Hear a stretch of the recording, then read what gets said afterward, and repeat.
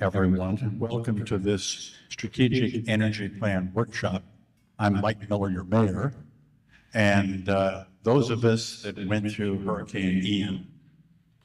But in addition to Charlie in 2004 and Helene and Milton, know how important it is to have electrical power there during the recovery.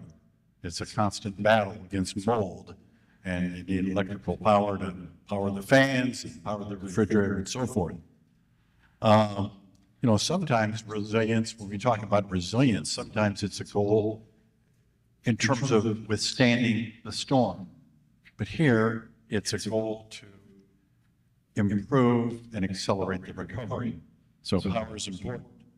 And it's mentioned that Hurricanes Helene and Milton were flood events, not wind events, and they demonstrated just how vulnerable were our ground-mounted transformers. So we appreciate you being here today. This will be an opportunity for you to provide input to this plan. This study is funded by a grant from the Department of Energy, and to assist the city in coming up with a plan for having a plan for restoring energy. And who's going to lead us off is the city's Chief Resilience Officer, Ashley Painter. So Ashley, the floor is yours. Thank you. Thank you, Mayor Miller, and thank you all for being here today. If you haven't met me yet, my name is Ashley Painter. I'm the Chief Resilience Officer here at the City of Sanibel. Today, we're going to tell you a little bit about our strategic energy plan, what we want to get out of it. We have our technical team here to help lead us and to help to gather this information. Our goal tonight is to come up with an energy vision for the plan. And that's where you guys are going to come in, because what our tech team may think is a good vision is not necessarily what the community wants as a vision. So we want to make sure you have the input of what this plan and what you want it to be. This plan does not have to focus solely on city infrastructure. It can look at residential, businesses, utilities. It can look across all sectors. So the vision could cover just the city, or if you want to look into what you can do in your own properties, it can also encompass that. So hopefully you'll get some good information out of it and give us some great feedback. I'm going to introduce Jake Leach. He is our regional partner, and he'll kick us off tonight. Thanks, Ashley. Hi, folks. My name's Jake Leach. It's not a great name, but it's not a great name. I work for an organization called SSDN, the Southeast Sustainability Directors Network. We're a nonprofit that works with local government staff on resilience and sustainability projects across 10 states in the Southeast. It's a member-driven organization, and Sanibel, Florida is one of our almost 150 members. We do a lot of social member networking, so helping to share resources with folks. We help local governments keep apprised of sort of state and utility policies, and then we also help local communities find funding for projects so that they can implement stuff and get technical assistance like we're getting today. I'm here today because I'm working on this specific Department of Energy project called ETIP. I am going to say it is quite awful. It's the Energy Technology Innovation Partnership Project. It's in its fifth or sixth year. This is the fifth cohort. And so far, we've worked with about 50 communities countrywide, including Sanibel. What the project does is it brings technical assistance from one of the Department of Energy national labs to a community to help them with, and it's very specific, looking at energy affordability, reliability, and resilience that is associated with their coastal, island, or remote locations. So if you look at the map, you'll see that it's all coastal communities that we work with. I work specifically on Gulf Coast projects. So I'm working with Sanibel right now, but also Key West, Florida, Cedar Key, Florida, and Galveston, Texas. I'm trying to think what else I need to tell you about ETIP. Is there anything else? The way that it works is that I'm the regional expert. I go out, I recruit communities, I let them know about the project, I help them apply for the project, I advocate for them to get the technical assistance. If they're accepted into the program, we pair them up with a technical team we'll meet in a moment. We come to the communities and we sort of figure out what are your energy challenges, what are your energy goals, what are the unique energy situation of the community, and how can we help? Then we go away, we write a plan for you guys, we'll come back in a few months, and we'll say, here's what we think are some good options for the community, here's some context, here are some trade-offs, here are some costs. What do you guys like, what do you guys not like? And then we'll put together a plan for you. Once that plan's put together, we don't just put it on a shelf. I'll spend the next year or so following up with Ashley and with the rest of the city and saying, this is how we can pay for these plans, this is how we can pay for these projects, get this stuff implemented. So we want this not to just be a plan that collects dust, but that gets done.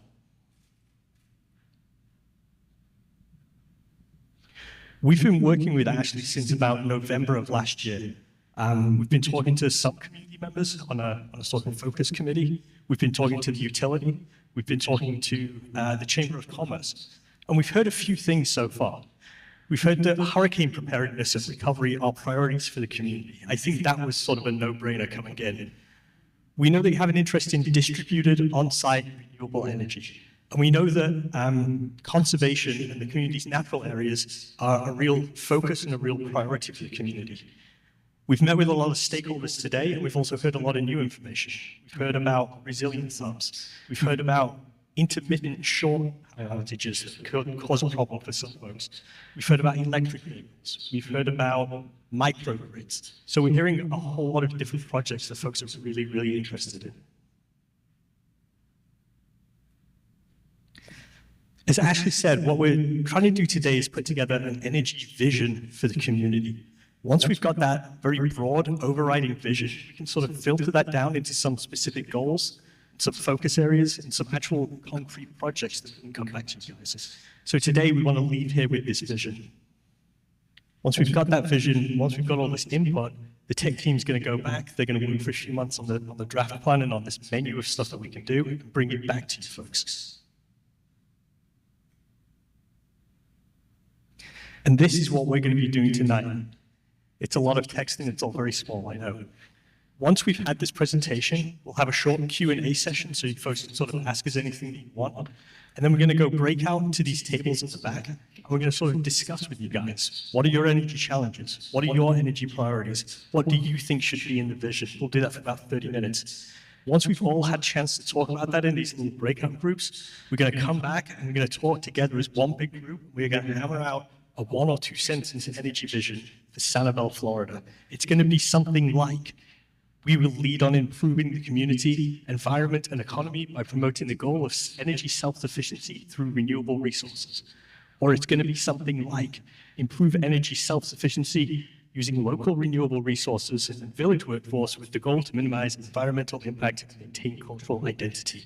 But it's not going to be exactly those. It's going to be something that's specific for Sanibel, and that addresses your priorities, your needs, your challenges. And with that, I'll pass it over to Amanda Watkins.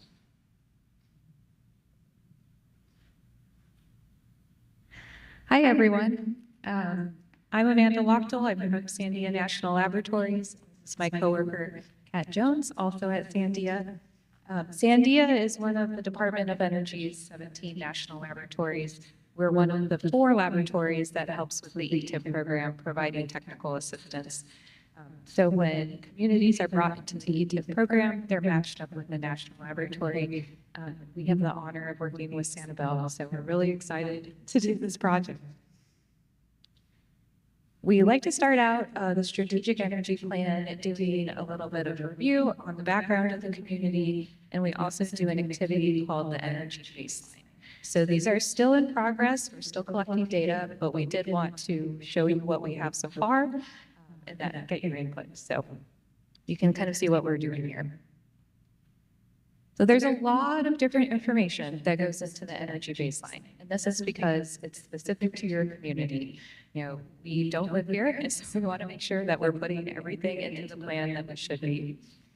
So you can see on this slide some examples of the types of data and information that we collect. So we start with characteristics of the community and demographics to get a better idea of what your community looks like, who's living here, what challenges we may face. We also look at current and future energy use. So is your energy use going up over time? Do we expect it to keep going up in the future? Is it going to be kind of level over time? Is it going to go down for some reason? And that really helps us plan the types of projects that we want to look at going forward, because that way we have a better understanding of how much energy we need. So to do that, we look at energy data. So that's both electrical data and fuel data to understand current usage. And we also look at critical community infrastructure. So Ashley mentioned this in her introduction, but we're really concerned when we work with communities figuring out how services within the communities are provided. So if people need food, water, shelter, medical care, where do they go to get those services, and how do we make sure that those stay online and are available to residents, even during grid outages or after storms? We want to make sure that people have what they need. Sanibel is really unique because you guys have done so many studies and reports and plans. This is not what we typically see in other communities. So I'm so excited when this application came through to see how much you all have done and how much you really care about these topics.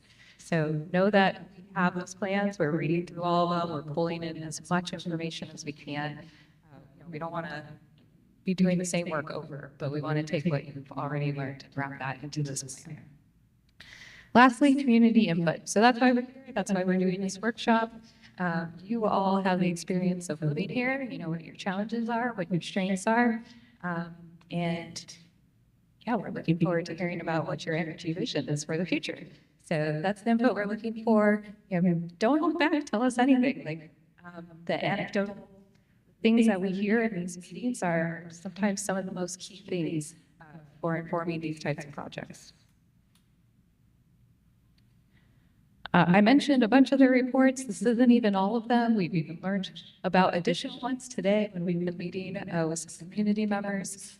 But this is just a few examples of the ones that we've been reading through. So the vulnerability assessment has definitely been very informative. The community surveys, some of the land use reports, all of that is factoring into the project. So here's where we get into some of the data that we've been collecting. So we like to start, we are in any new community looking at just the basic census data. So this is census data from 2024. This helps us just understand, you know, the general lay of the land. So a little over 6,000 residents for the population.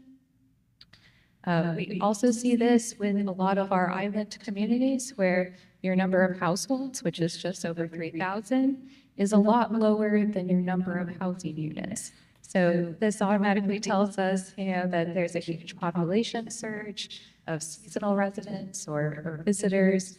And so that's important when we're planning for projects, because we need to know, you know, are we planning for that year-round population? Are we planning for that surge of visitors and seasonal residents? It kind of depends what time of year and what types of projects we're looking at. But we do consider that because it's important to know how many people we're going to need to cover. We also have some information on the median age at the bottom. So, you know, Sanibel's median age is a little higher than the rest of Florida and the rest of the U.S. This is important when we talk about energy projects because there may be additional needs that we need to plan for. So residents may have medications that need refrigeration, they may have medical devices in their homes that need to be powered constantly. So that's why we're pulling some of that information. No comments on anyone's age in the room. Okay. And then, of course, you know this, I don't need to tell you about your beautiful weather here, but we do pull some of the weather data to understand fluctuations over time. Obviously, we see high temperatures in the summer. You'll see in a few slides that that corresponds with our peak energy demands, which occur in July. Also have some information about water levels and elevations on the island. So, most things between 0 and 8 feet in elevation. But you can see the hurricane water levels are all above that 4-foot mark.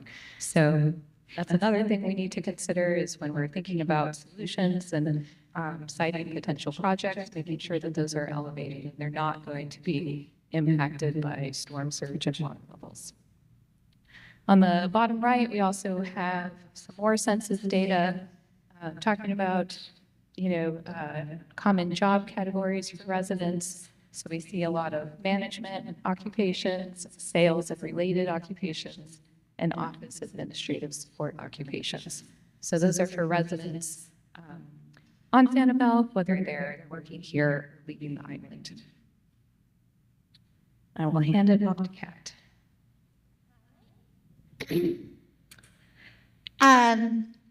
So I'm just going to walk through some of the background information we've been gathering on some of the critical assets and just generally understanding zoning and special considerations on Sanibel. The first couple things you're going to see here are actually straight out of the Sanibel plan, so there's nothing new on this map. It's mostly meant to say we are, like Amanda mentioned, going through the existing plans and making sure we understand any of those considerations. So this one happens to be commercial district. We're also, of course, taking into consideration where those resort district areas are. And I wanted to take a moment on here too to talk about just with the conservation district, understanding which things are feasible to do based on any limitations around where things can be built, right? So we have a lot of protected areas on Sanibel. We want to ensure that those things continue to be protected, and that we, as the technical team, have a good understanding of what those alternatives are. So we've been looking at all of that information. Another thing that we've taken into account is the vulnerability assessment that was done recently. So these were critical facilities that are included in that vulnerability assessment. There were different categories of critical assets that were included as part of that. There were about 570, I think, assets that were part of that. The definition of critical asset for that came from Florida statute. And so that includes things like a publicly owned or maintained facilities, things that are of regional significance. In this case, so the first two categories here are transportation and evacuation and infrastructure. So transportation and evacuation would include things like major roads, evacuation routes. Obviously, it includes bridges. It also includes marine, like the boat ramp, for example, could be part of that category. And infrastructure would include communications infrastructure, a lot of the water infrastructure, wastewater. So that's where you'll see things like that here.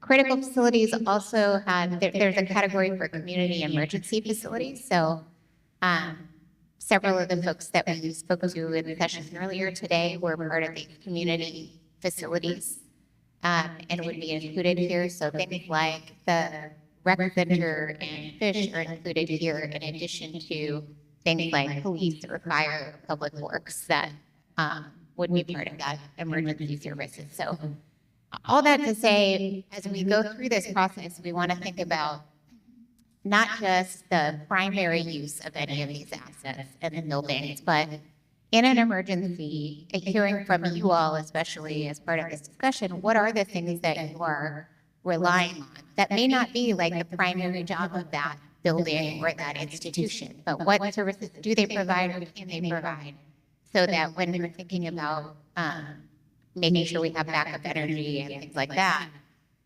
we're also taking that into account. Because as Amanda mentioned, there are things that are beyond what's included in reports that come from your stories of what you've relied on that will help us to know what we need to include as a part of those considerations.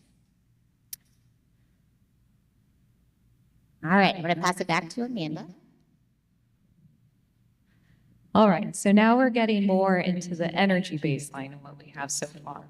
So as part of the energy baseline, we're looking at electricity and fuel use and really understanding how those are provided to the island and how much the island uses. So on the top left, we have a map of the transmission line that comes to Sanibel. So that's coming from Cape Coral, it passes through Pine Island, and then on to Sanibel. There is one substation. You can see a picture in the bottom left. That's the substation on Sanibel, just that one. So the transmission line at the higher voltage goes to the substation. It comes out at a lower voltage and comes to the distribution system here. So the distribution lines are what powers everything on Sanibel. That is a mix of three-phase and single-phase lines. So if you've ever looked closely at your bill, you've probably seen a charge for either single phase or three phase, so that's where that's coming from. Typically, you'd see the single phase in smaller areas like neighborhoods.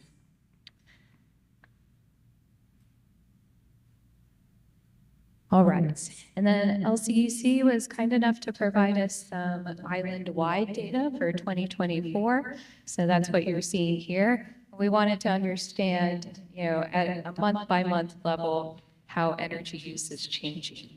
So if you remember on the slide where we had the weather data, we saw the weather or the temperatures peaking in the summer in July and August, and you can see that again here. So the electric demand is peaking in July. So, I'm assuming that's because of air conditioners. But an interesting thing is that's not when you have your highest population on the island, right? So that's off season. So there is kind of that balance of planning for a higher population versus planning for a higher electrical demand. So those are things that we weigh when we're doing these projects. I have some example rate schedules on the right. So the residential one is on top. You can see that's where that difference between single phase and three phase power supply comes in. And then two different rate schedules for commercial, depending on whether you're using a lot or a little bit of electricity. So there's other rate schedules as well if you have PV systems or something along those lines, but just wanted to put this up here to kind of give us some background on that. One of the other things that we have access to as a national laboratory is outage data across the U.S. So we did pull the outage data for Lee County. So this is all accounts in Lee County. So that goes beyond just LCEC's service territory.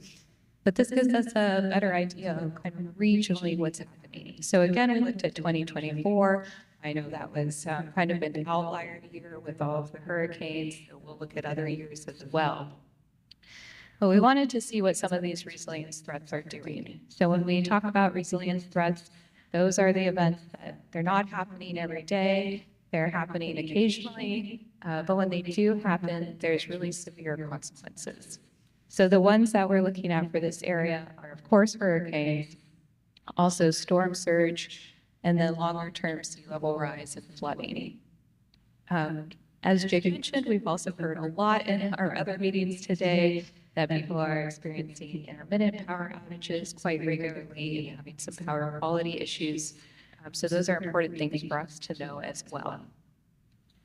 Getting into this outage data, there's kind of a lot going on this chart, but we wanted to look at by month and see what people were experiencing. So the orange line here is the average number of customers without power per month. The green line is the maximum number of customers without power per month. And then these blue bars that you see go with these percentages. And this is the percent of each month that has more than 0.1% of the customers experiencing power outages. So that's about 600 people. Kind of chose that cutoff because there's usually one or two people at any given time having a power outage experience. But, this kind of is a better way to look at the larger picture and see what happens. So October, that's when Hurricane Milton hit. So We see that impact really clearly in the outage data. So we're going to pull outage data from other months as well, but wanted to give you an example of what that looks like.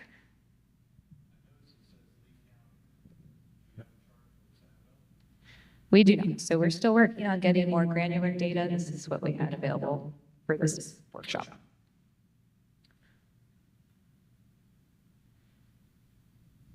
Okay, so the next few slides are going to touch on fuel.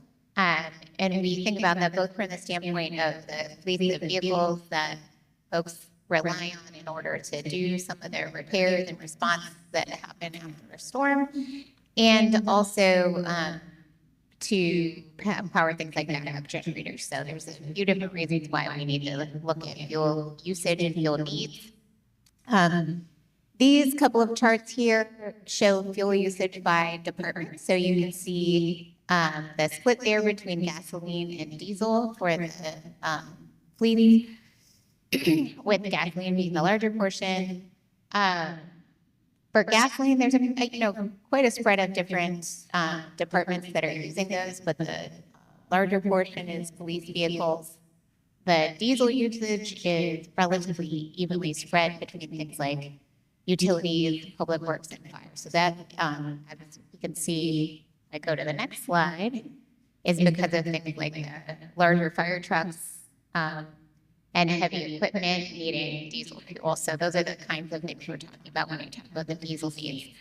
And part of what we think about for an energy plan there is, a combination of should there be electric vehicles as part of that fleet? How would we charge them? Or if not, then what's our plan for fuel storage? How do we do resupply just to make sure that those important vehicles are able to get fuel when they need them? The next slide touches on that kind of fuel supply and logistics consideration. So I mentioned the generator. So folks seem to have a mix of diesel generation and then some propane backup. Propane, since it comes via truck to individual storage chains, that is affected by transportation route disruptions and could disrupt availability. The same is, of course, true for diesel and gas, that there's going to be disruptions as a result of any sort of damage to the transportation route. Things can be brought in by a boat or barge when those transportation routes are not available. But of course, the more we can understand about what those timelines look like, the options that have been used in the past, whether people were able to get what they needed at a time, that's all helpful information to us as we look at viable alternatives. And I would just say also that this sort of loops back to being able to get the grid back up and running, because of course, things like repair trucks also rely on fuel. So being able to get those other systems like water and grid facilities running will require us having an understanding of that fuel supply as well. And I think that is our last slide, and pass it over. Thank you. Good evening. My name's John Ruth. I'm the Director of Business Continuity with LCEC. I want to talk about some of the projects we have going on to support LCEC, the system resilience, and then the restoration process. We'll go over, we got some pictures of some of the restorations, some of the things we see during the course of it. I'll give you a little history about LCEC. We've been in business, last year we celebrated our 85th anniversary. This year, 86. Sanibel, we've been partners with them from the beginning. We were an electric provider. I believe around the time, even before the causeway, we had a line that came over to Sanibel. So some of the things that we have, I want to talk about the line that I mentioned in the presentation. We have one transmission line that comes over and feeds Sanibel. That line actually comes down Cape Eagle Parkway, it goes across, it feeds Pine Island, and then from Pine Island it crosses over the bay and then comes in on the north side of the island up there.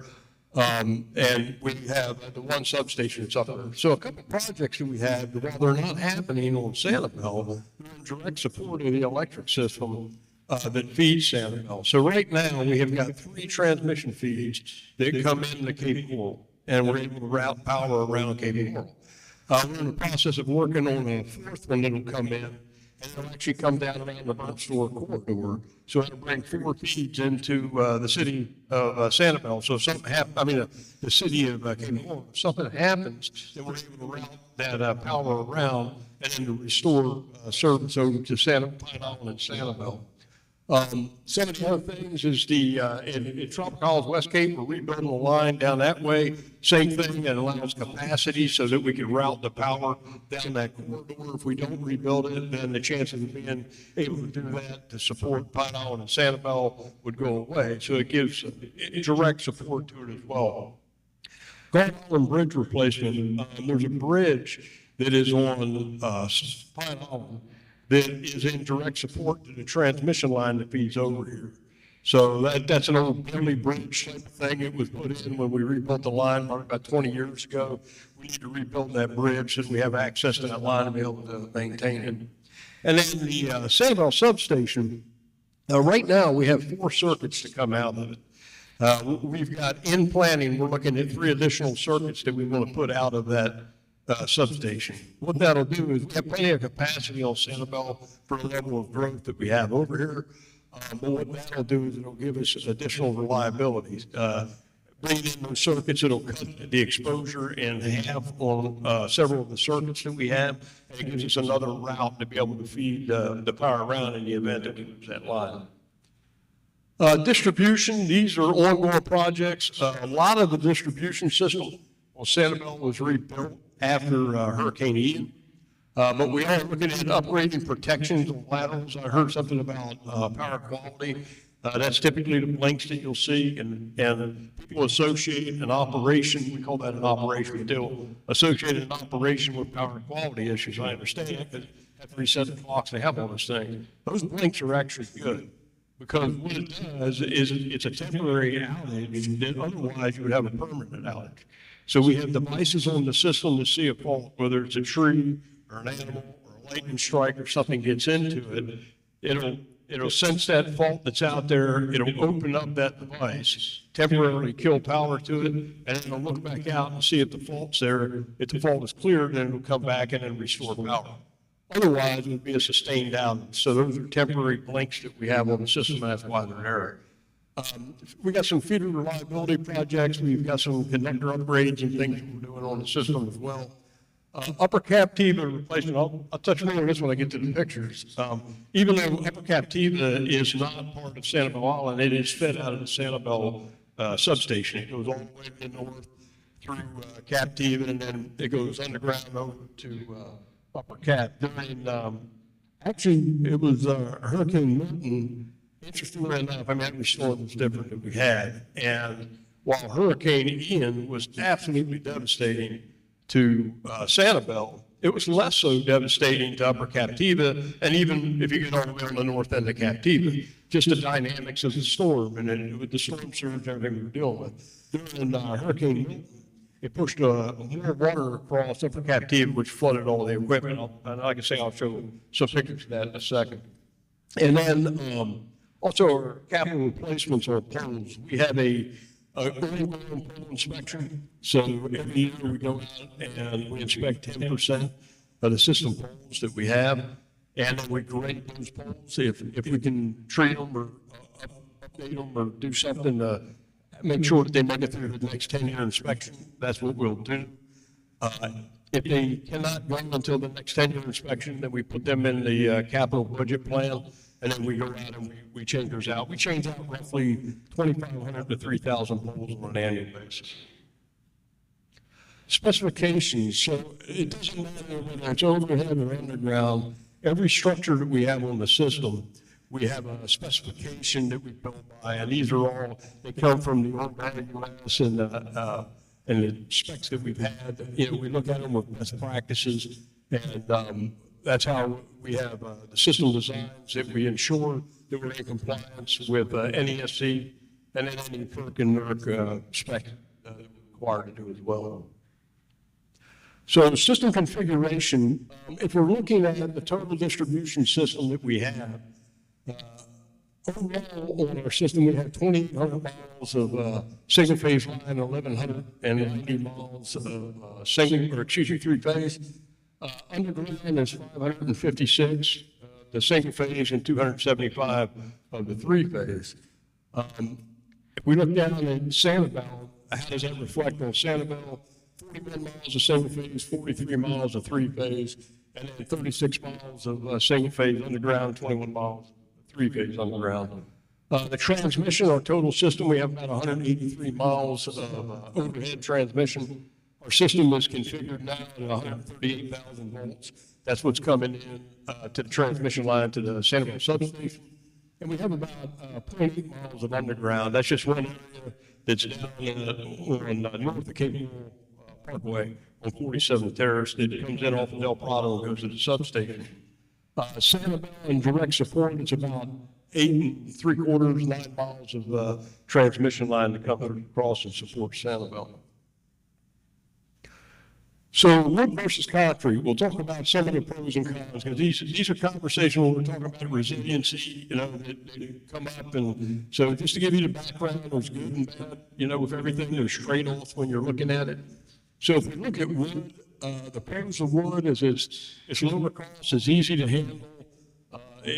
Flexibility is better in wind. Believe it or not, they bow and they bend, and that's better than something that's more rigid. It may be stronger, but it's also more brittle, and that's what we get into with concrete sometimes. It's easier to modify, and it also provides climate access, so it expedites the recovery process. If we have the lines in the rear line, if you go back 40 years ago when some of the lines were put in, we had a lot more access. We could get a truck to it. Now it's not so much because of the construction and the homes that are around us, so we have to climb them. So it gives us more flexibility there. The cons is the lifespan is a little shorter, 30 to 40 years is typical on a wood pole. We do see creosote poles that we don't use anymore, but it was some of the over treatment that they had, and we've got them on the system that are over 50 years old. They last a long time. They are vulnerable to rot. They're vulnerable to woodpecker damage. We have issues with that, a lot of them. They're high maintenance, and then the strengths vary based on the size, the girth of the pole. Concrete, it's you have lower maintenance, it's fireproof, although it's not necessarily an issue on Sanibel. We have areas of our system that don't have brush fires, so that's a consideration. And they're good for transmission heavy equipment. So if you want to put some piece of heavy equipment, whether these are reclosers or VA switches or things of that nature, we utilize them at that time. The cons, it's a higher cost, they're heavy, they're brittle, harder to modify, and they actually have a higher carbon footprint because of the manufacturing that has to go in to making a concrete pole.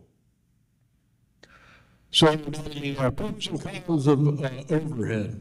So overall, it performs well. Troubleshooting is much easier on overhead. So if you're driving down the road, you got a device that's out, we got a circuit that's out, you can look at it, you can see where the wire's at. Underground is different, and I'll get into that in a second. The restoration time is quicker than underground, and the lead times have become a big deal with supply chain since COVID and moving forward. Overhead materials are more readily accessible than what underground materials are.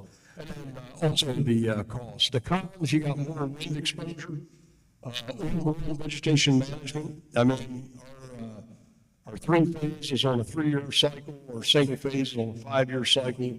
We come on, we trim that on a routine basis. And aesthetics, that's a consideration also. Pros and cons underground. Overall, it performs well. Of course, it has less wind exposure. It has vegetation management requirements. We have to go in and trim around the devices and things to be able to access them, so there is some work that has to be done. And it has more positive aesthetics when you're looking at it. You don't see the power lines The cons is the troubleshooting is a long process. So if you have a fault in an underground cable, there's a methodical process that you have to go through to test the cable, and then you're picking it up as you go. So an outage, it's on an overhead line that we could get back on in, say, an hour. If it's on an underground line, it could take 3 hours, 4 hours in order to go through that process. So there's much more effort that goes into it. Materials, the longer lead times, much higher, 3-4 times higher underground cost is than what overhead is. And the bottom bullet is probably the biggest, is very prone to flood damage, especially saltwater intrusion. And so those were some of the challenges that we've seen. You know, I'll tell you, in my career at LCEC, I've been involved with 5 major hurricanes. And if you would have asked me the day before Hurricane Ian, if I believed that there was some kind of a storm surge, I would have said no. That's all milk, it's hype, you're never going to see it. Well, I was wrong. And we saw it. So previously, I mean, we really didn't find out about the impacts to storm surge on the underground system until after Hurricane Ian. That was the first time we had a major flood event that impacted the system. Okay, so the restoration process. There's steps we have to go through. It's a somewhat of a methodical process that we go through and we're doing across the system. When we're doing restoration, because typically in a hurricane, you're going to have impacts everywhere from Lehigh, Immokalee, all the way up into Fort Myers, Sanibel, and in all the various areas. During hurricane, it was kind of a reverse scenario. During Hurricane Irma in 2017, restoration was completed first on Sanibel Island because the impact was less because the storm went up the center part of the state. Immokalee, Lehigh, that's where the impact areas really weren't at. So it was kind of reversing the storms. It all depends on how they hit and the dynamics of them. So the first thing we have to have is source power. At LCEC, we do not generate our power. We purchase our power from FPNL. We have long-term wholesale power contract with them. Once we have the power restored in Hurricane Ian, we lost all 3 of our FPNL delivery points after the storm. It took a day and a half in order to get those back up. So they had to have the transmission coming in. We take delivery at the switching station. Then once we get power from FPNL, then we got our own internal transmission system. That's the 183 miles of transmission line that we had that connects all the various substations. Then the next step is the substation, then the main feeders. You want to get them on. The main feeders are the ones that run down the major corridors. And then the key accounts. And the key accounts are fire, police, shelters, grocery stores, water plants, sewer plants, things of that nature. Everything being equal, you want to get them up so then the community can start rebuilding and get active in what they're doing. Then you look at the large customer accounts. So if you happen to live in a subdivision where there's 1,000 people, there's going to be a priority over the 1,000 over a tap that has 5. You know, that doesn't mean that you may be on a tap that has, 1 meter, your own house on it, and you may come up first. But everything being equal, I wouldn't count on that the effort's going to be put in the large customer accounts and the numbers we have. And of course, we go to the small customer accounts and then the individual customers.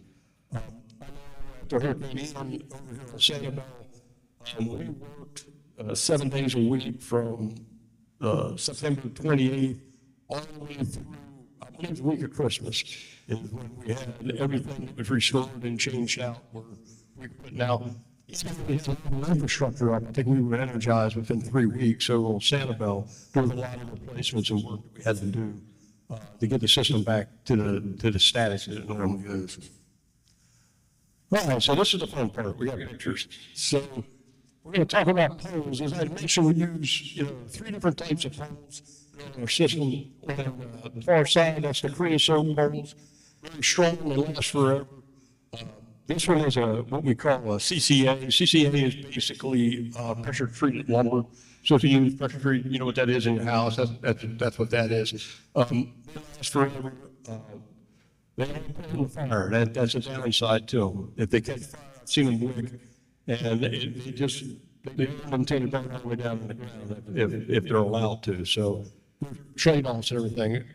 The Korean soap really strong, but as you can see, we have the roof of a house that winds up on it, and you get the wind loading that's against it, and that's what caused the breaking of the poles.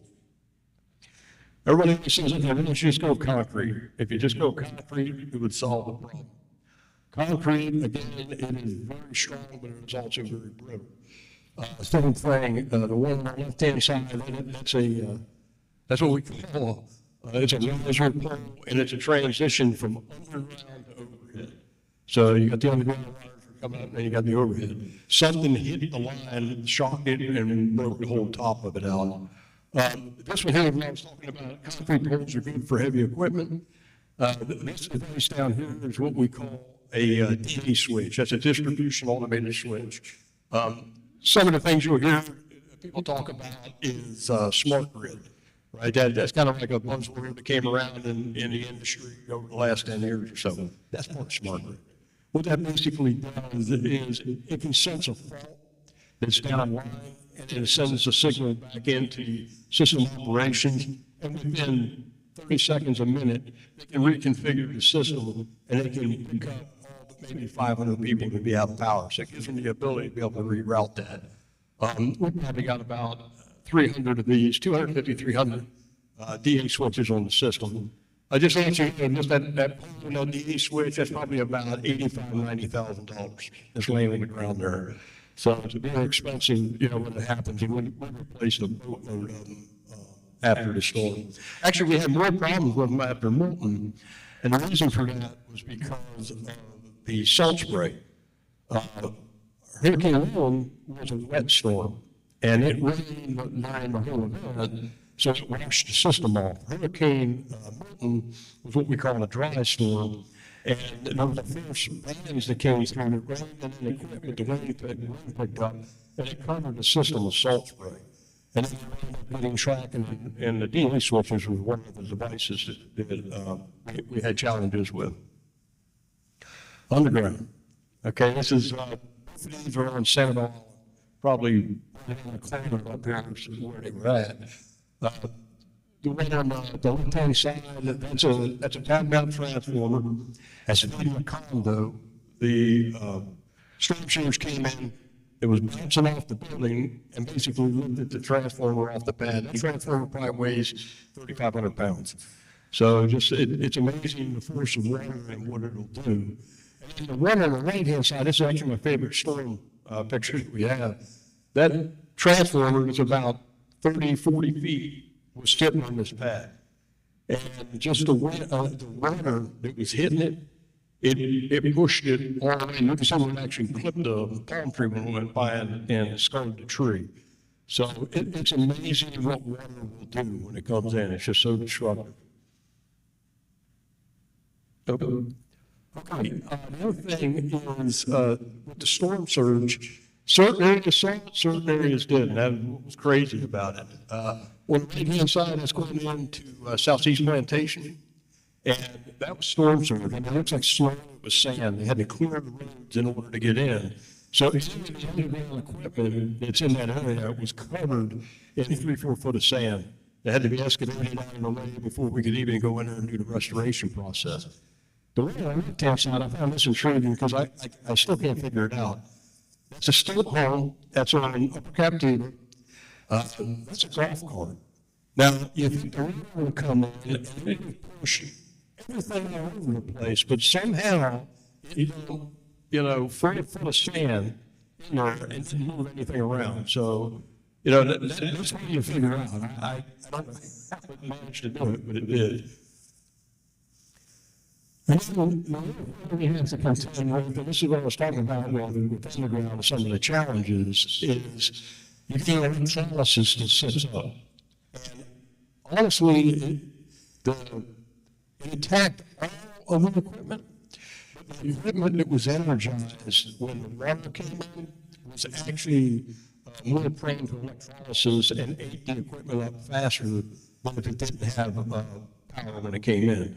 But everything failed. See, these devices, this transformer, this is a stainless steel transformer, and yet where the rods already have a softer metal that's in the wood, and you can see where now it's starting to rust out around each of those devices. These blocks here, they're probably about that big, so long, and it's what the secondary connectors hook in. They're made out of solid aluminum. I mean, they're really strong. You can grab them and they just crumple in your hand. I mean, completely rotted away to nothing. So right here, this is what's called a pedestal, and this is secondary conductors that were connected, and this is how you make connection, you know, from the transformer into the box, and then also from the box into the homes. And you can see where all that just rotted off. And that's it, unless there's any questions. Yes, ma'am. Here we are. Got it. We're here talking about Sanibel and the importance of making all these plans for Sanibel, but clearly Captiva is part of all this as well. And it seems that you have to contend with both Sanibel and Captiva. So how do we plan for both, just being us by our little selves? Well, we're looking at our system, and we look at the total system. So, you know, it's something that we have to contend with no matter where we're at. Sanibel is very unique because you have your own substation, you have your own area, and it's pretty controlled to within that. Bryan Pass is the demarcation point where you have Captiva. That's where it starts, and it's not incorporated with the city of Sanibel. But things that we do for Sanibel, we also do for Captiva. Now, as far as the groups that you guys are working on, that'll be something that you'll have to work out amongst yourselves to understand. Is there something you want to answer? I'll say this plan is for Sanibel specific because Captiva is not an incorporated area. As we are having these conversations with, say, the utilities, IWA, we had conversations with them and with LCEC. We do recognize that Captiva is part of their system as well, so we can't completely pull it out. But a lot of the things that will go into this plan will be things that we can do specifically on Sanibel to reach our vision. Some of it could be replicated on Captiva should they or the county want to do it. But we cannot plan for Captiva because this is not our jurisdiction. I know there were some other questions, but we're going to hold them for just a minute and do this last session, and then we'll do last couple of minutes, and then we'll do more Q&A. All right. Thank you.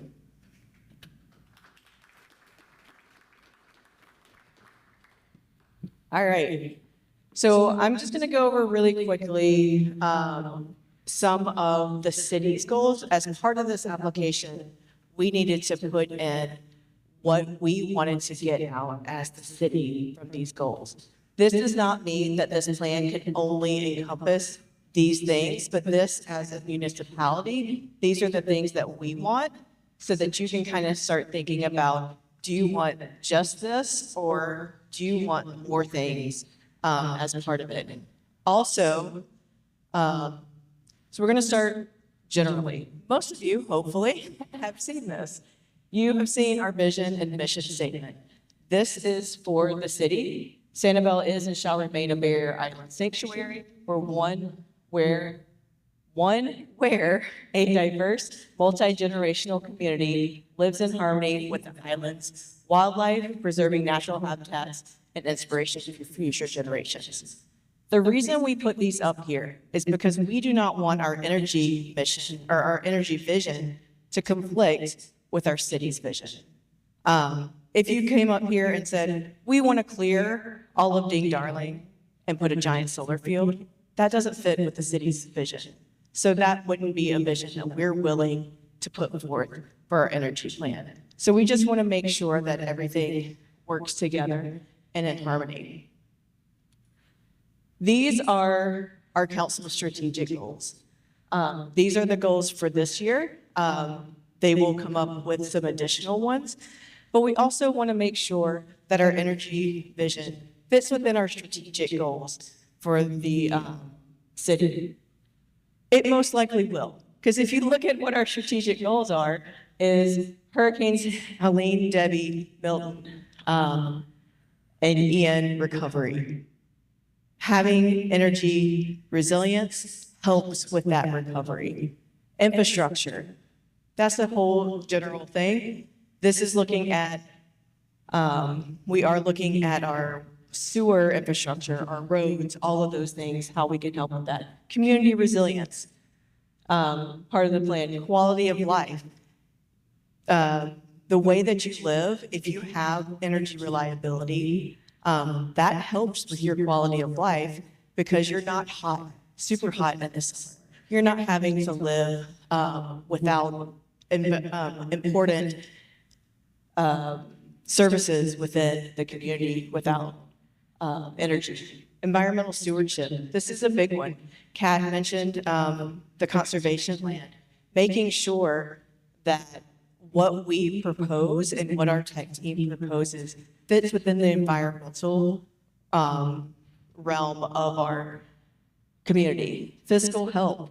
We don't want to propose something that's going to cost, $100 million and then completely bankrupts the city. That doesn't make sense. So making sure that we're spending for projects that the city chooses, that we're spending the money responsibly, your taxpayer dollars.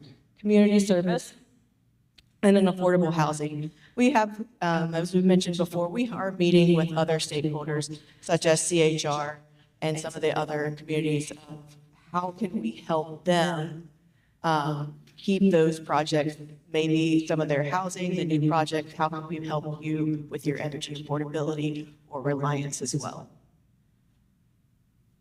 All right. So energy goals. These are what we put are our goals for this plan. Provide an understanding for current electrical systems.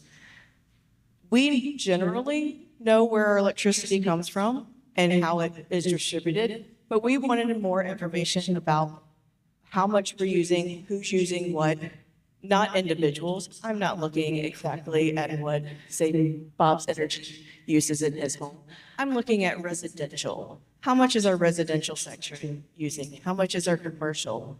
Because if most of our energy is going to the commercial sector, maybe we concentrate more on how we help reduce that energy load in that sector and not as much on another. A preliminary assessment of the most promising and cost-effective system investments that may enhance the power system's resilience. That's a big lot of words. So this is basically our tech team going back and saying, these are things that we think can help the community, whether it is something that helps the grid itself, an LCE system, or whether it's something that's your individual house. Hey, this would make sense for these neighborhoods to help you keep energy reliability, or this would make sense for your wastewater plant or for the water plant. 100% power availability for critical facilities and infrastructure following a natural disaster. This is a big one, and sometimes it's really hard. We haven't mentioned this much here. A lot of times we think of these plans as renewable energy plans, but this project is what we call energy agnostic. We are not looking at one specific type of energy. We are looking at the best energy solution for a specific area. So sometimes that may be a renewable energy, but also sometimes that may be a generator, a diesel generator. Or sometimes it may be something else that we don't even know what it is yet. But these guys who know more about this sector and what's available can come up with some projects that may be a novel one that no one's done, and it would be really cool if we're a model to see how that works. And then lastly, understanding how to maximize the use of existing built infrastructure for investment in renewable energy. So that does bring that in. We say existing infrastructure, so this is stuff like, could we put renewable energy on City Hall that post-storm maybe it provides us the energy we need to continue running it. But on a blue sky day, just an everyday, it also reduces our energy bill. So that we can then invest that money somewhere else that might be needed within the city. So that's kind of what our overarching goals. Some of this will translate into individually, you, your household, or maybe the community. Some of it is very specific to the city itself.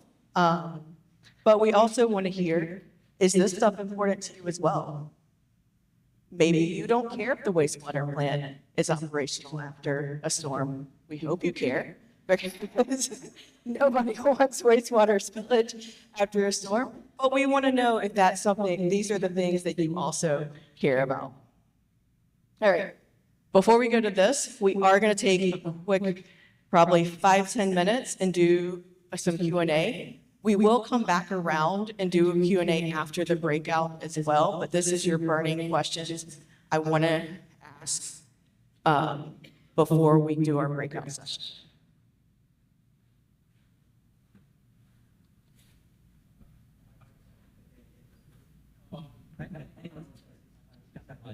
Oh, yes. What happened to our LCC?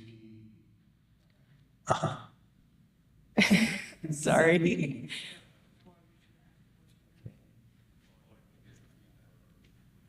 I will say, if you do have a question for LCEC, we can take it down because we are meeting with them tomorrow, and this video will be posted with some additional information, so we can get that feedback and answer. Okay, two questions for LCEC. First is, I think they probably have models for growth in electricity usage. Can we get the information on Sanibel, what they expect? Should be a simple model, because there's only 40 lots for development, no industry coming in here, so it's more changes in households. So that would be instrumental in helping your plan. Second is, how do our rates compare with the rest of Florida? And what accounts for the difference, if any? Is it more costly to transmit power out to an island? And what's the cost for the different options of underground, more costly, if they can quantify that? Thank you. Okay, and some of that we can do generally. The rates in Florida we can look at without LCDC, and we can put that as part of our answer questions. The other parts we will get to that. Hi. I mean, I hear a lot of big terms of cost effectiveness and some other terms of there, but as a homeowner, I'm looking at more, how can I reduce my costs rather than less usage of the electric power. My year-to-year usage hasn't changed in it, but my bill still rises. How is that going to work out for me at home? Yeah, so part of that is LCEC rates, and part of that is we can look at solutions for residential that may have some upfront costs, but would save you money, a lot more money over time. Or we can have discussions with LCEC, but as everything, all costs, inflation happens, we can't really control that as we go along, but we can have a conversation with them. But yeah, I have a question for LCEC. Are the feeders that are serving from Pine Island to Sanibel, are they redundant feeders? And second of all, is the distribution on the island radio?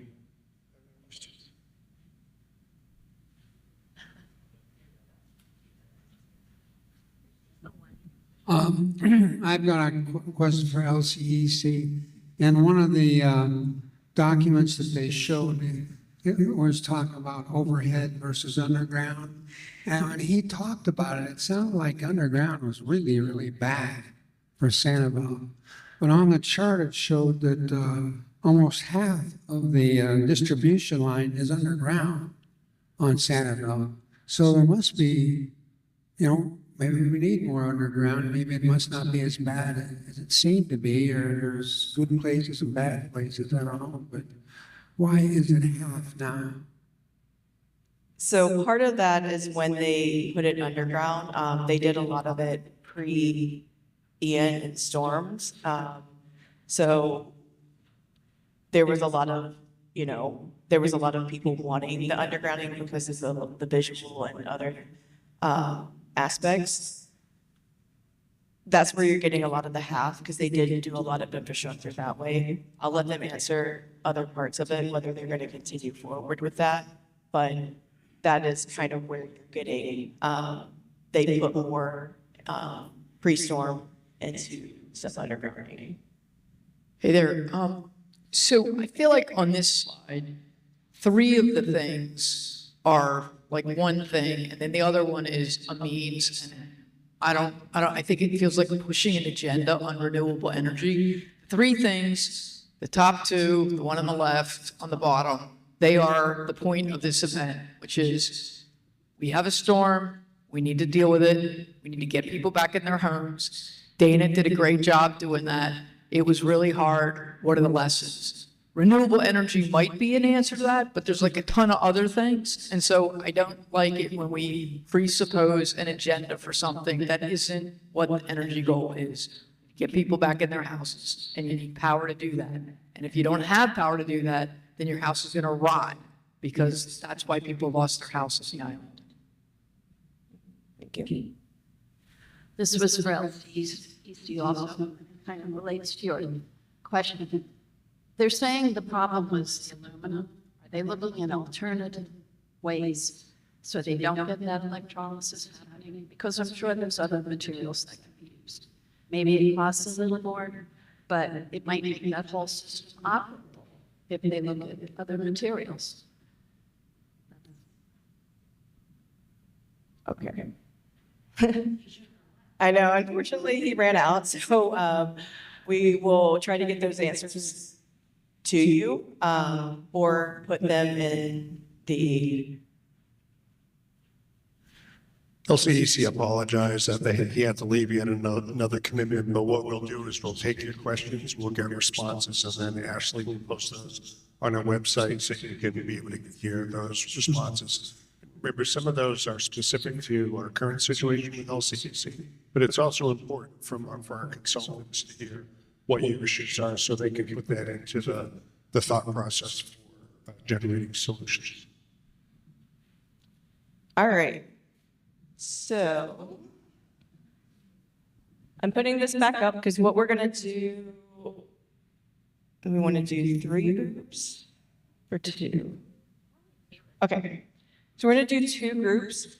These 2 tables that are here, about half of you come this side, half of you come this side. We're going to start kind of hearing your feedback. 3 things that we're going to get out of this is, what are your energy challenges? What are your goals that may or may not coincide with what the city goals are? That's perfectly fine. And then we're going to start thinking about that energy vision, because that's our goal tonight, is to get the vision so that our plan can then formalize the goals and the actual projects that would come out of it. So, this is, yes, Dana. Thanks. I just wondered if our consulting team has any comments before we break out that either response to some of the question on the, I haven't met you as a city manager. Nice to meet you. I wonder if they have any comments to wrap up based on some of the feedback they heard or from some of the comments from LCEC. Thanks.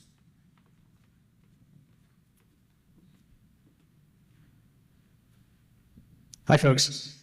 Again, thanks for some really awesome feedback and some really great questions. And we're sorry that LCDC left. I don't think we'd expected that or planned that. Just a couple of things to bear in mind. First, this is going to be a plan for the city to implement. We've heard a lot of folks talking about Captiva, but as Ashley mentioned, because it's a separate jurisdiction, there's not a whole lot that the city can actually do there. Although we can work as a model for that community, we can sort of implement projects and comment there if the county's interested. The other thing I'd say is we've heard some sort of specific feedback tonight, like getting folks back in their homes, about affordability. This is a very broad strategic energy plan, so we do want to try and address as many of those concerns as we can. This isn't going to be a project that's specifically about storm recovery, although that's going to be in there. It's not specifically going to be about affordability, but that's going to be in there. And if folks are interested in renewables, we can put that in there too. It doesn't have to be exclusive. You want to go?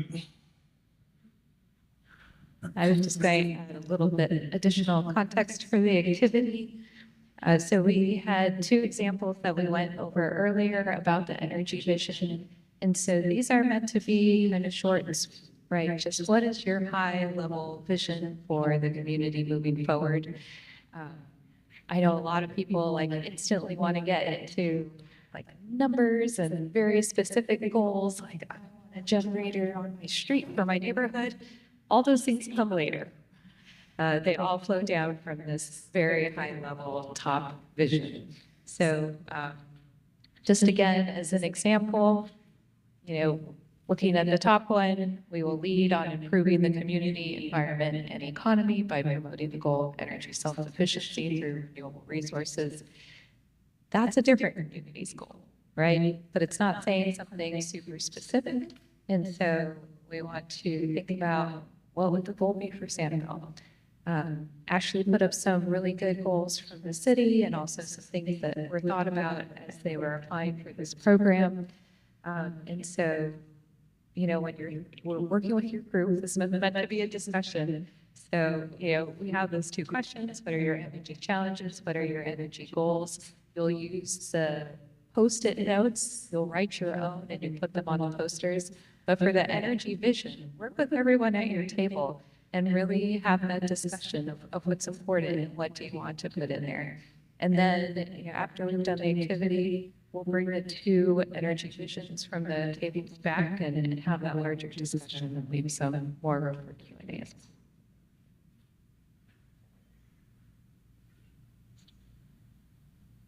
All right, so I think we can go ahead and split out to approximately half and half. It looks like the room is already pretty well split, so if you just go to the table that's directly behind you, we will meet you all over there. And feel free to grab some more snacks too. Power up for the activity. Thank you.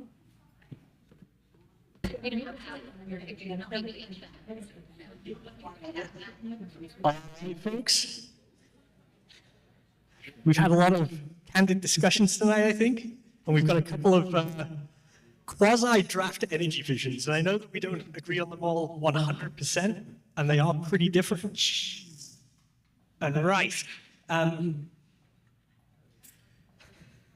But we are going to see if we can find some of the commonality between these two kind of vision statements that we put together, and then also see if we can sort of address some of the differing opinions that we've had on some of these items. So we're just typing these into these two items real quick. I tell you that having seen both of them, it looks like we're looking for reliable energy, and it looks like we're looking for affordable energy. Those are certainly two ideas that are rising to the top. We had a lot of talk about whether we like this word resilient or not, about whether it means anything or not. We're starting to talk a little bit about shocks and recovery and things like that, and I think really this idea of hardened is something that I'm kind of hearing. I think that's something we can probably all agree on.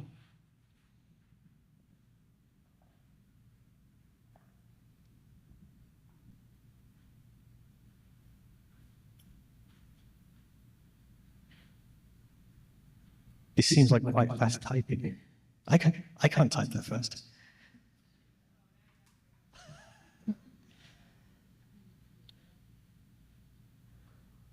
What we heard on our table was a lot of emphasis on no matter what we do, we want to keep the island as this kind of sanctuary island. We want to keep the nature preserves. We want to keep wildlife, right? We're not going to put a bunch of solar in the natural areas. We're not going to be building a bunch of power generation on the island.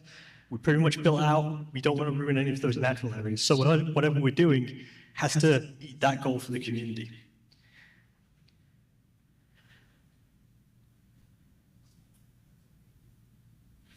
I think the main items where I heard, again, differing opinions was on the sustainability side of things. on whether solar was necessarily going to be the best option for folks, or if there are other options that were going to work. And I think we can contain all of those ideas in an energy vision. Do folks have stuff to say now that you've seen both of these? I thought this was about power and not trying to just repeat what the Sanibel plan is, right? There are already building restrictions on where you can build and where you can build. The goal is to figure out how power meets the needs of the residents of Sanibel. I think we've included this here despite the fact that it's a power plant because people really wanted to emphasize that it's a thing that's here. And I think that folks had worries that perhaps we're talking about coming in and tearing the natural areas. That's definitely something I heard. So we wanted to put this in here explicitly to say that no, that's not an option. That we are just looking at improving power systems, but without doing any of this stuff that, even though we've already said it's already banned, we're just emphasizing here that we're not going to do it. Does that make a little bit of sense? I was going to make the motion that every plan that Sanibel comes up with does not need to reiterate the Sanibel plan, right? You have no overarching plan. We have plans that are specific to different areas. So. Okay. One of the things I heard in the discussion of solar, et cetera, which I had not been aware of before, was the issue and problem with the insurance companies kicking people off their plans, et cetera, et cetera, et cetera. They go for solar. And I think that one of the things that needs to happen within this whole energy thing is that Sanibel, as an entity, needs to negotiate with the insurance company to not do that to people or to anybody. I mean, why, if we're trying to get additional resiliency, then kicking people off their insurance because they got solar panels is kind of counterintuitive. I think that that's something that we would address more as we get into the details of the plan and the program, and we'd have less of this sort of more overarching energy vision.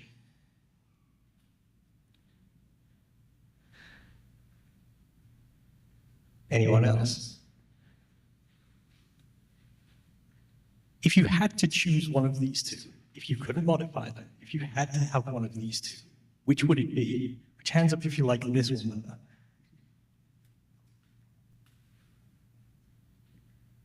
Put your hands up if you like this one better.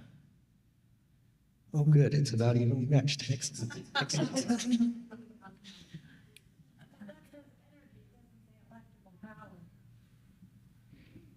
Can we go with the time horizon for this vision?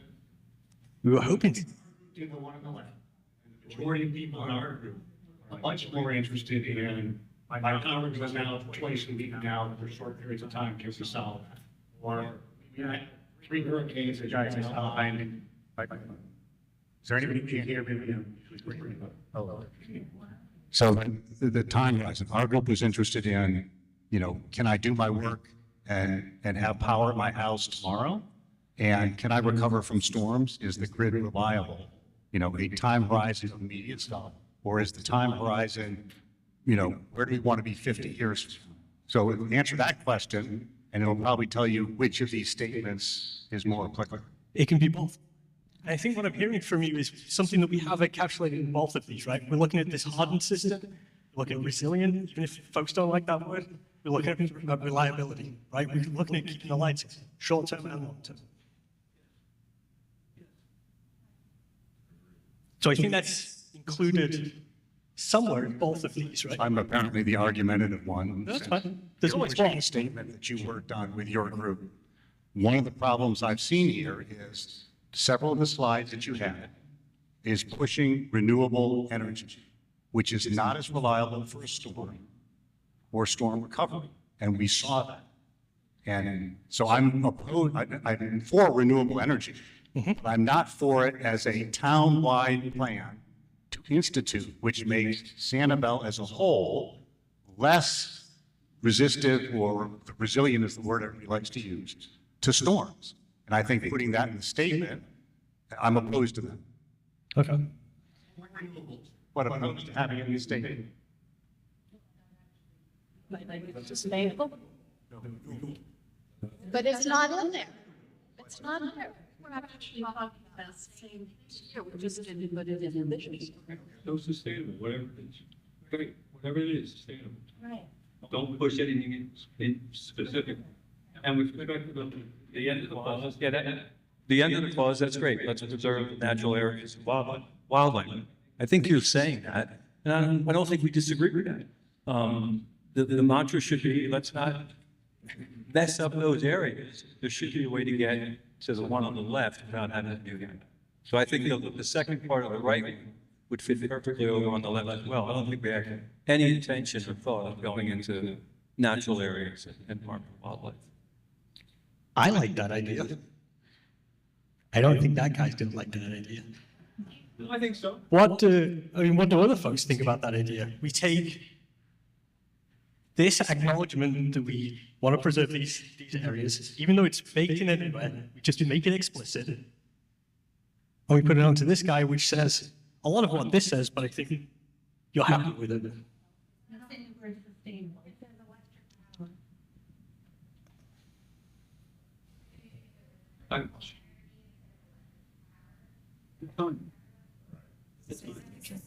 Yeah, so I think, are folks okay if we take electric power out here and we make it more general, just energy?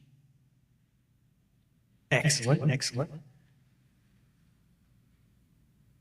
I'd like to sort of go back to this debate around renewable energy, because I'm hearing it framed as like an agenda. But there's actually two sides of renewable energy that I don't think are being characterized correctly. One is that it actually is quite resilient. I've seen studies that show that in areas where there's more distributed energy, there's actually greater resilience to the grid. And at a personal, level, as you have more homes, I'll just use my home as an example. Solar paired with storage allows you to continue to operate your home when the grid is down, which I haven't had direct experience with Hurricane Milton, for example.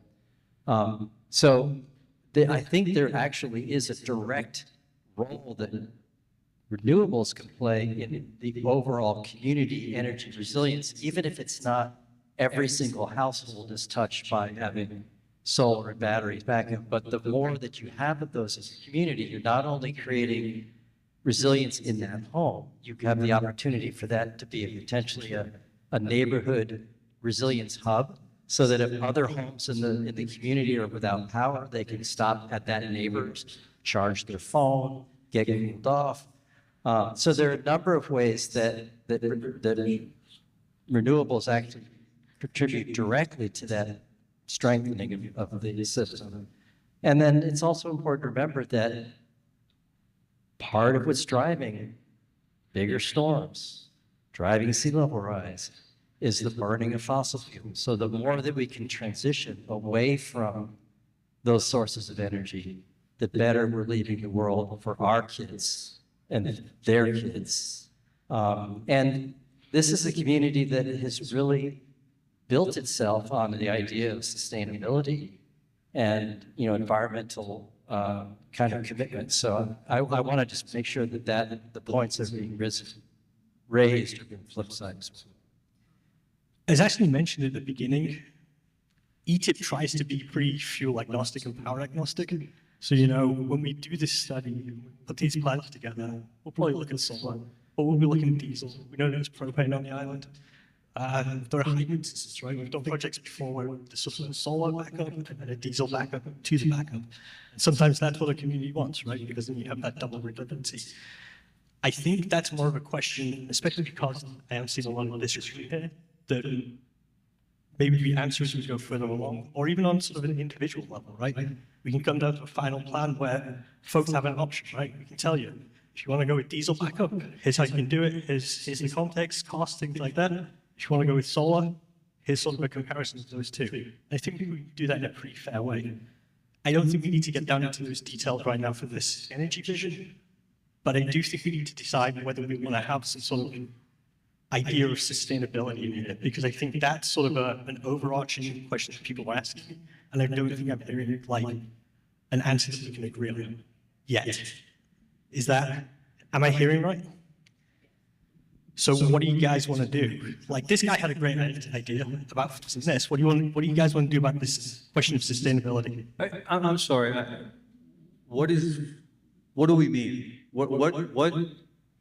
Where is sustainability not included in that discussion right there? And maybe I'm just not interpreting sustainability properly. I think what I was hearing was kind of a climate and pollution question about it. I mean, is that right? Okay. Your point's right. This talks about an energy system solution, which could accomplish, include all kinds of systems, which I don't even know, right? And you guys will tell us what they are. But I don't know that we want to talk about specific systems in a vision statement. Okay.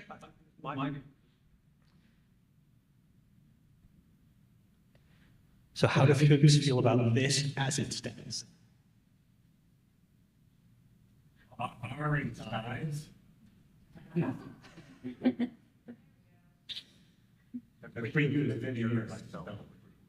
We thought it was St. Ives.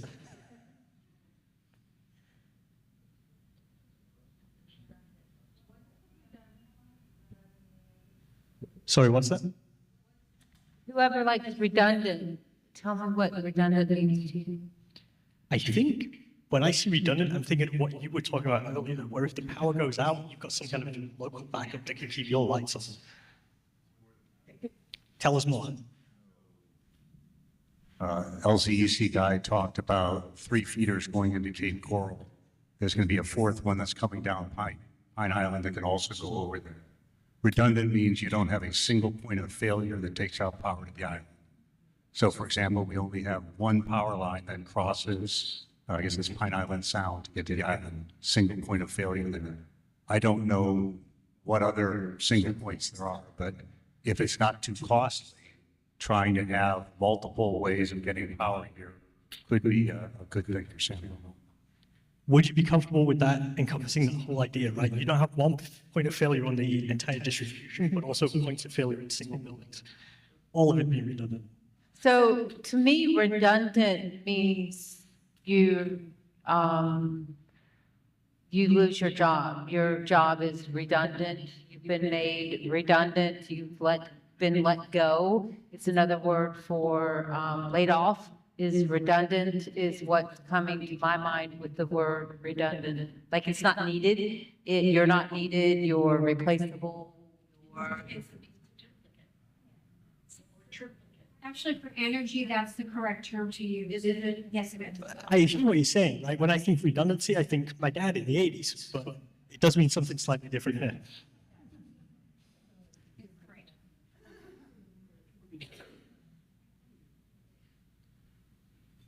It may be the right term, but do People understand it and interpret it as reading that and understanding what redundant means, or is there another word or words that we can put in there? That's all. It's confusing, I think. I will note that this is our energy vision, but as we do the energy plan, it will be explained what we mean through this. So if there is confusion, we're not just going to put the vision out there with no context to what this means. So if there is that confusion when they first read it, they're thinking, that's weird, I don't know that word. They continue reading, even the executive summary, the part, they can understand what we mean by that. So we are going to explain it throughout. Just so limiting the word redundant, because you have reliable there. But there's an engineer, reliable and redundant are 2 totally different things. Yeah. So when I was an engineer on submarine, we had 2 turbine generators. They were redundant. One did exactly the same as the other. Yeah. And so then the LCC engineer, talking about redundancy. What's that? System is reliable. I'm not looking at the system is reliable.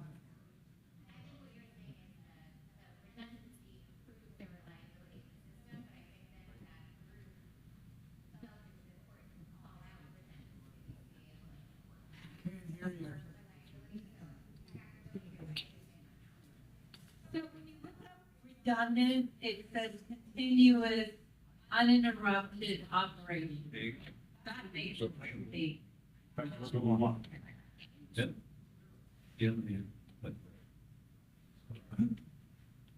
So maybe it's learning what redundant means, but as this says, related to power sources, it's ensuring continuous uninterrupted operation if one source fails. So it's just a new word for me because of being part of a British family. Redundant means you're fired. You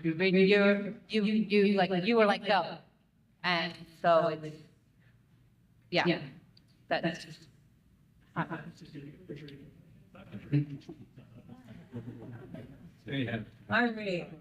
so. Yeah. I think we're good. Yeah. We're good? Good job, guys.